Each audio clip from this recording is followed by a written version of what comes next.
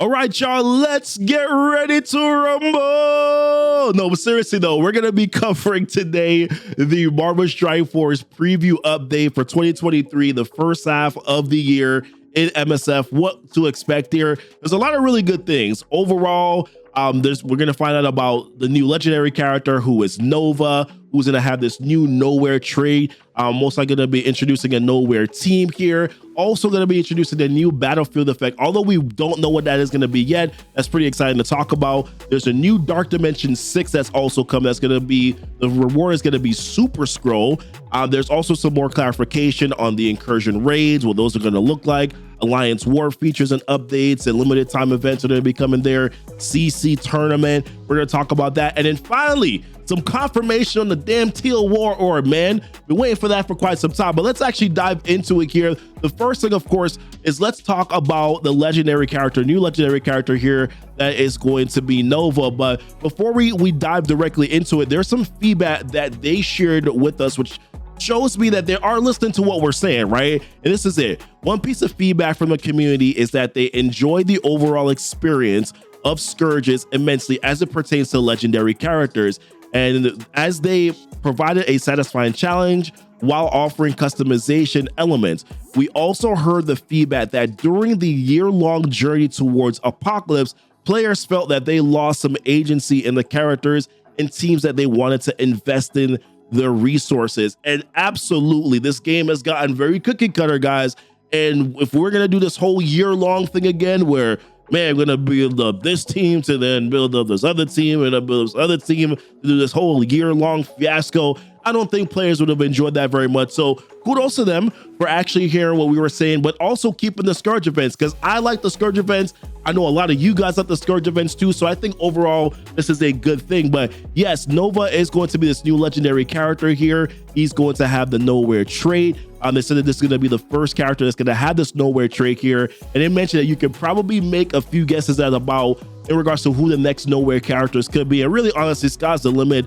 I mean, you could go as far as you could go with Dark Guardian characters. We already got Hela and Blackwater, but there's also Forge, right? You could even say that Cable, Angela, Collector, Volstagg. There's so many different characters that I could think of that have the nowhere tag. What characters would you like to see that have the nowhere tag here in Marvel Strike Force? We do also know too who is going to be, who you're going to need to unlock Nova as well. So Masters of Evil, which we already know was mentioned before already. X Factor, which of course we already have 4 of those X Factor characters in the game. I wouldn't be surprised if they add a 5th X Factor character. It'd be Forge. We'll have to see. And then of course Quicksilver, as they mentioned here. So definitely going to be important to try to unlock this character. Doesn't look like we're going to be going in this typical star direction for getting this legendary unlock. Looks like we're going to go back to the Scourge. So it's going to be a matter of how high can you probably be scoring these legendary events and get your ranking for your rankings and getting shards, things like that, etc. But definitely exciting. They also mentioned too that Nova is going to be introducing a new battlefield effect. Now, they didn't say exactly what it was, but they just mentioned similar to Red Hulk, he's going to be the second character here that is going to wield an impressive battlefield effect. So being that I love Red Hulk. I think he's probably the best horseman if you ask me. I really like his kid. Maybe you could say Morgan, but I really like what he's able to bring to the table. So I would love to see a character like Nova. I mean, who wouldn't want to see Nova slap cheeks, right? By having a very good battlefield effect. So yeah, definitely would like to see that moving forward. So more details, I'm assuming, is going to come where that is concerned. But I think the biggest win is that they're keeping the Scourges. We're getting rid of this like stacking teams that you need in order to be able to get a legendary character. But Dark Dimension 6 is also going to be coming back as well. Gear tier 18 is going to be required in order for you to be able to start Dark Dimension 6. But they also mentioned who the reward is going to be, which is going to be Super Skrull. Now, Super Skrull, I assume, is most likely going to have a cosmic villain tag, and that's actually going to be fairly important when we talk about the Alliance War updates. That's going to tie into that as well. But Super Skrull is a cool character. I don't know if he's like a Dark Dimension reward character for me, though. I would probably say, I don't know, man, like maybe Galactus, right, would have been like, yeah, all dirty to me then, right? But I don't know. They chose to go Super Skrull, probably more so the tie into like the Nowhere theme and the Cosmic theme. I assume is probably why they did that. And of course, Secret Invasion. That trailer is pretty bomb. That went out yesterday, so that's probably what they're tying some more things to. In terms of the traits that you're gonna need: Legendary City again, non-legendary City, non-legendary Global, non-legendary Cosmic, non-Horseman Legendary. And this is interesting. They put Legendary here and or Apocalypse. So this is actually kind of interesting because Apocalypse also does have the Global tag. So I'm assuming that he probably also can be used in the non-legendary Global section. So may have two usages here in Dark Dimension. As I mentioned, Gear Tier 18 is required. And of course, no ISO 8 requirements. I feel like the mention in this here most likely means that at some point in time that they're probably going to require it. Well, just keep that in mind in the future. I hope I'm not giving them any ideas by any means, but it's a Gear Tier 18 is going to be required in order to be able to unlock it, to be able to do it. I just hope that they're going to alleviate the G16 and G17 significantly, being that they're going to be introducing Gear Tier 18 here, because I think that they actually mentioned maybe I missed that. I feel like they mentioned when this was going to be released into Marvel Strike Force here, but know that that's what you're going to need in order to be able to get into Dark Dimension 6 there. They did talk about these incursion raids, which they mentioned is going to be one of the primary ways. I'm trying to see it here. Forgive me while I search and looking for it. Yeah, they said that for the incursion raids, that it's going to be one of the primary methods for earning your Gear Tier 18 pieces. So yes, once again, this is tied to your alliance, guys. Make sure that you're in a good alliance if you want to be able to get, or a great alliance if you want to be able to get into Dark Dimension 6 fast. Most likely it's going to also be money that you're going to have to put into this too as well. But it did mention here, again, these incursion raids. As just mentioned, a grand follow-up to Doom raids is on the way in form of the new incursion raids. In the Marvel Universe, incursions refer to colliding realities with potentially cataclysmic results if not kept in check. It will take the combined might of the strike to answer the incursion threat and prevent the destruction of the Nexus Earth. They also mentioned, to go back to the blog post where they talked about the showcase events and the epic events. I'm not going to talk about that here in this video because it's already been mentioned in a previous blog post. All I will say about this is that I'm not a huge fan of the showcase events or the epic events requiring new characters to be able to do certain events. I just don't necessarily like it, to be able to do their own event. I don't like it. And it also seems very limiting in terms of shards, which I assume that they're doing on purpose, because they mentioned here that for the incursion raids, that the Rebirth team and the Invader team will be extremely powerful and are critical to your success in the incursion raid.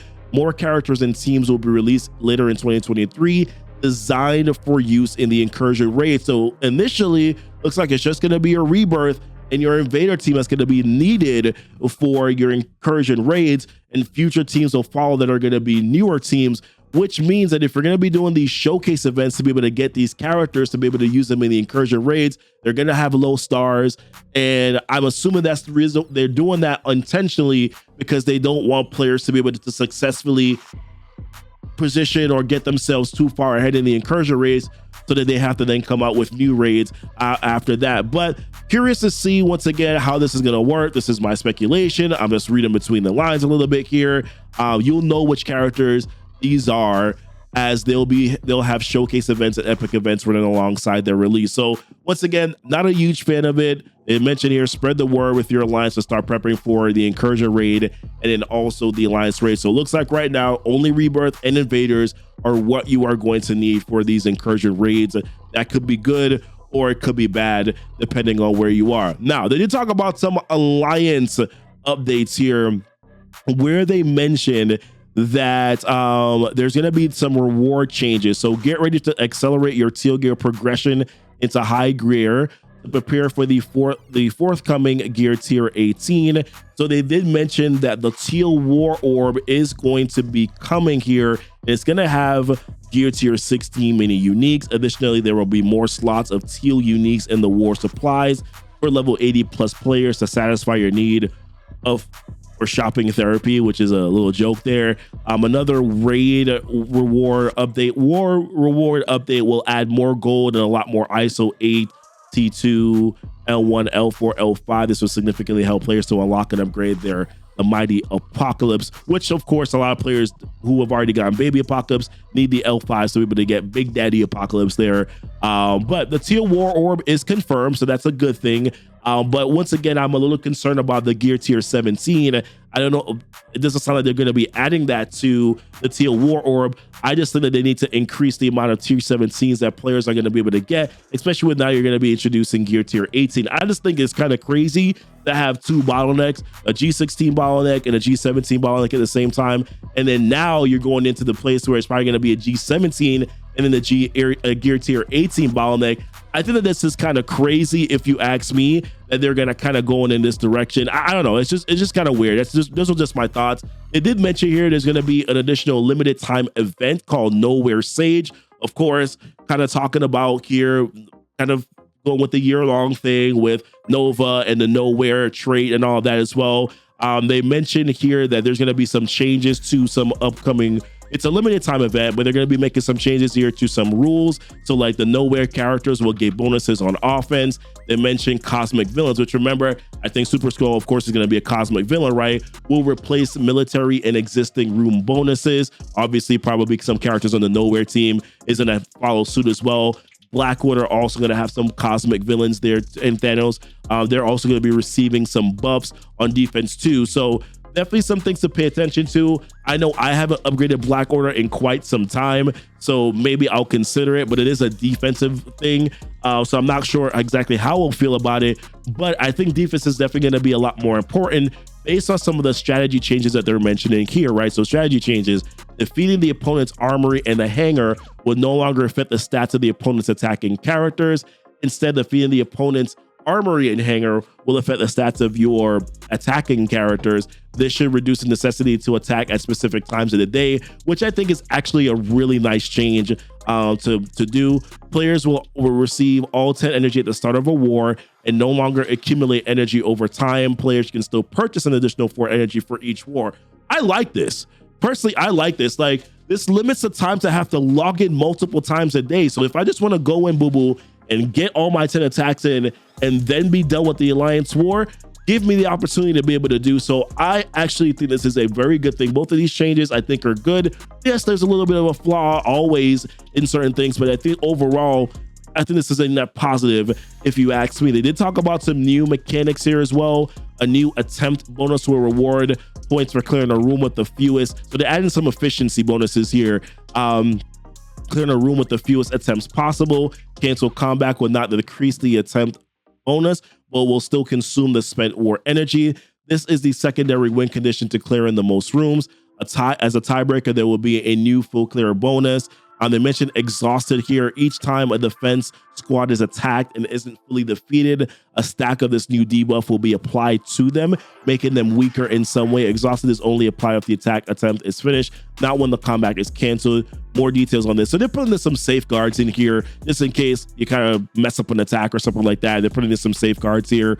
But some things that we're going to have to pay attention to as we move forward. They did also talk about another limited time Cosmic Crucible tournament, where instead of kind of like your 8-person sort of like climb, it's going to be a 32-person tournament climb. They mentioned that this is going to be in version, they mentioned this is going to be right before the next season of Cosmic Crucible, and that it's going to be more permanent in version 7.10 or 7.1.0.